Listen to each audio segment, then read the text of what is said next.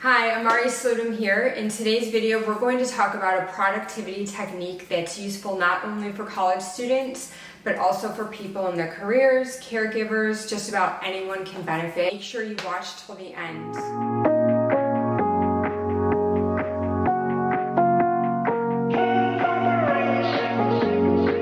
I don't know about you, but my time is extremely limited. So I work full-time, I have a regular 9-to-5 job, I'm a PhD student, and then of course I have the other domestic duties like cooking dinner, cleaning, all that fun stuff. Right now I am working from home, so I have that privilege.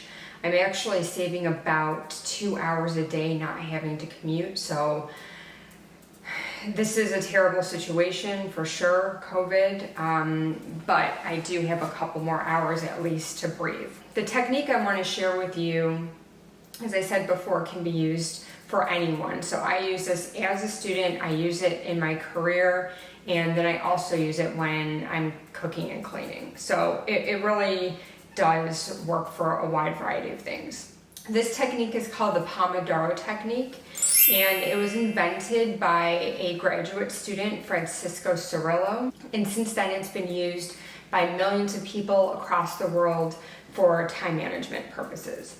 And I feel like it doesn't just help with time management, it also helps with procrastination. A big reason why people procrastinate, and I can do a whole other video on this if you're interested, is because tasks seem very, very overwhelming. And what the Pomodoro technique does is it takes large, sometimes intimidating tasks, and it breaks it down into smaller pieces. So what that does is that reduces burnout, reduces fatigue, and it helps people be in the present moment with the task that they're working on. What is the Pomodoro technique? Let's actually go through that now. I'm using a makeshift office setup here.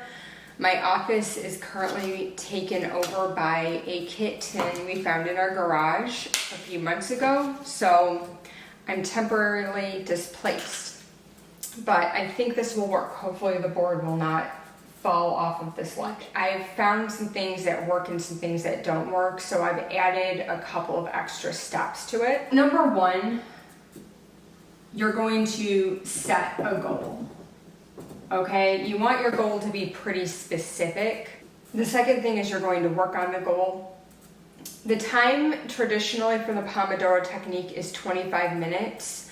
Some people have a shorter attention span, so if you find 10 minutes is your concentration span, work for 10 minutes. I recommend not working more than an hour because for most people that's when their concentration span starts to dip. So we're gonna say about 25 to 60 minutes is when you're gonna work on the goal.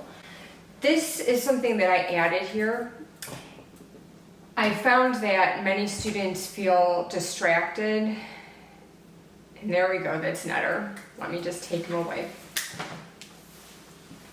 While a lot of people work on their goal, what I've noticed, especially students, is they find that there's a lot of distractions.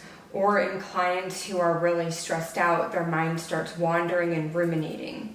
Something I suggest to combat that is to have with you a blank sheet of paper while you're working on your task. And then whenever anything pops in your mind, it could be, hey, I feel like I'm gonna fail this test. I'm really upset with my best friend, or even random things like I need to pick up socks from Target. Write it on that piece of paper and then move back to the task at hand. I'm not saying to ignore those things that are on the sheet of paper. It's just there's a time and a place to work on them. You can delegate a specific time during the day or during the week to work on those tasks. I do think it is very important to address them. Just brushing them off is not going to be helpful. So it's just about, again, compartmentalizing, which is what we're doing here. The next thing you're going to do is take a break. Okay, and if you've worked for 25 minutes, you're probably gonna take a 5-minute break. And then if you worked for 60 minutes, it's probably gonna be like a 10-minute break. A lot of people are afraid to take breaks. I've noticed many times college students as well because what happens is they take a 5 to 10 minute break and then they go on social media or they have their distractions, and the 5 to 10 minute break turns into a half an hour, it turns into an hour, and then by the time they know it, the whole day's passed and they haven't accomplished anything. Sorry, that was my cat. What I recommend is if you're going to turn back to working on something right after the break, do something that isn't going to take you out of concentration mode.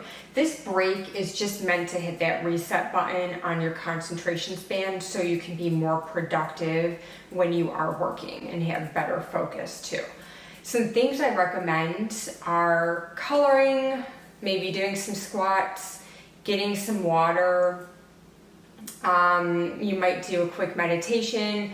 You might play with your pet if you have one like me. Something that isn't going to be too distracting for you. I'd say save going on social media and things like that for your longer breaks. And then after you're done with this, you're gonna go back and repeat. That's the Pomodoro technique. That's all it is. It seems super simple, but it is extremely effective.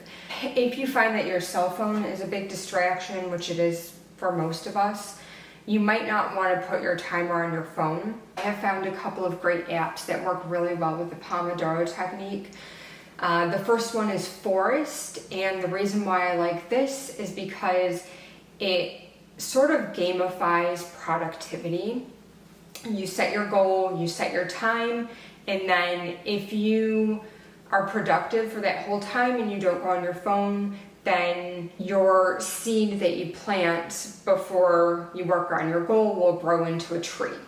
And then you can see over time how many trees you've grown throughout a day, throughout a week, throughout the month, and you can see just how productive you are.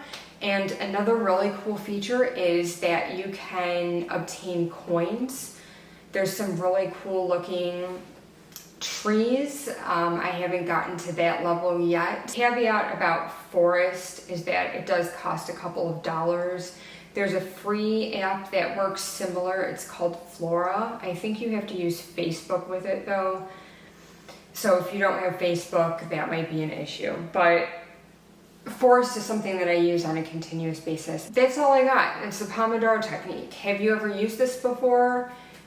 Let me know in the comments below. Also, if you have any questions on how you can use this technique, so maybe in your specific situation you want to know how to break up larger tasks into smaller tasks and how you would actually use this technique in your situation, let me know. I can help you through that. Thank you so much for watching this video. I hope you liked it. Have a great rest of your day. Take care. Bye.